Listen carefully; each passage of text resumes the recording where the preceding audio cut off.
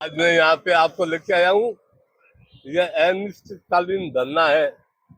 3 महान विभूतियों के लिए गांधी चौक में मूर्ति स्थापित करने के लिए जगह चाहिए और बहुत जरूरी है। श्रीमान कन्हैयालाल जी, शेठिया जी, गिरीश चंद्र मिश्रा जी और बाबा साहब अम्बेडकर साहब, इनकी मूर्तियां स्थापित करने के लिए गांधी चौक में व्यवस्था होनी चाहिए। इसको लेके ये बड़ी तादाद में धरना दिया जा रहा है। बहुत बड़ी संख्या में भाई लोग यहाँ बैठे हैं। अनिश्चितकालीन धरना इनका है। जब तक कोई विशेष इसका समाधान नहीं होगा तब तक मेरे को लगता है यह धरना इसी प्रकार रहेगा। तो इस मामले में सबसे पहले मैं श्रीमान सिराज जी से जानकारी चाहूंगा।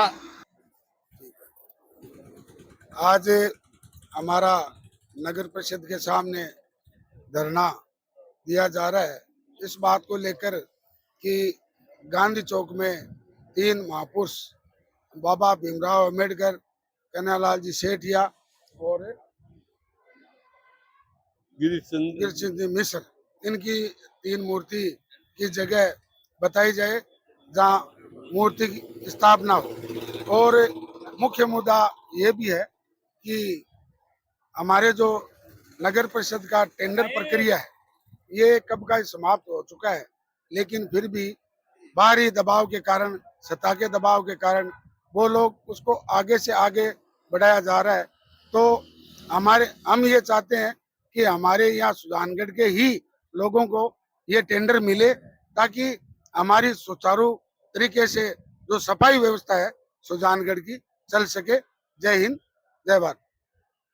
श्रीमान बनवारीलाल जी वकील साहब आए हुए हैं धरने पे, इनसे भी कुछ जानकारी हासिल करते हैं। देखिए, ये जो नेहरू पार्क है उसका टेंडर किया गया था, गोद दिया गया था। तो उसमें क्या है कि बिना कोई सहमति के, सर्वसहमति से दिया जाता है। अगर किसी को ये दिया जाए उसमें मूर्ति अनावरण होना चाहिए। इसमें हमारे यहाँ के जो संविधान निर्माता है भीमराव जी अम्बेडकर साहब और यहाँ सुजानगढ़ की महान हस्ती कन्हैयालाल जी शेठिया साहब, उनकी गांधी चौक में जो पार्क बना हुआ है उसमें मूर्ति के लिए इन्होंने धरना दिया है। वो वाकई में सराहनीय है। क्योंकि आज कन्हैयालाल जी शेठिया, इन्होंने सुजानगढ़ का नाम ख्याति पूरे विश्व के अंदर, भारत के अंदर इन्होंने नाम रोशन किया है। उनकी मूर्ति लगनी चाहिए और भीमराव अम्बेडकर साहब की भी मूर्ति लगनी चाहिए, जिन्होंने वाकई में एक अलग पहचान दी है, स्वतंत्रता दी है हर आदमी को। और इनका एक टेंडर है तो सफाई कर्मचारियों का, जो ट्रैक्टर का सफाई का जो होता है टेंडर ट्रैक्टरों का, वो आधुनिक तकनीक के साथ, औजारों के साथ, साजो सामान के साथ दिया जाता है। उस टेंडर में भी कई राजनीतिक लोग फायदा उठाने के लिए उन टेंडरों को नहीं किया जाता है। 1 साल का टेंडर होता है, 1.5 साल तक चला दिया जाता है, फिर उसको नई निविदा से ली जाती है, मगर उसमें भी धांधलीबाजी की जाती है। और अपने चहेतों को, यहाँ जो राजनीति अभी हो रही है ना सुजानगढ़ में, वो चूरू के मार्फत, यहाँ का कोई धनीधोरी नहीं है। हकीकत बात तो ये है कि इस नगरपालिका, सुजानगढ़ नगरपालिका का धनीधोरी नहीं होने की वजह से बाहर वाले राजनीति करते हैं। जैसे चूरू वाले हैं महाशय, वो हमेशा टांग अड़ाए रखते हैं। अभी आपने देखा यहाँ काम पूरा हुआ नहीं स्टेडियम का, और उन्होंने यहाँ के फीते काटने, उद्घाटन चालू कर दिए। ये क्या है? ये सब चीजें सुजानगढ़ की जनता ने कमजोर, यानी बाकिया रहने एक कहावत है ना कि कमजोर हुए न भी के ऊपर का हर कोई हाथ डाले। तो और सुजानगढ़ को विधानसभा क्षेत्र है ये कमजोर हो रखा है।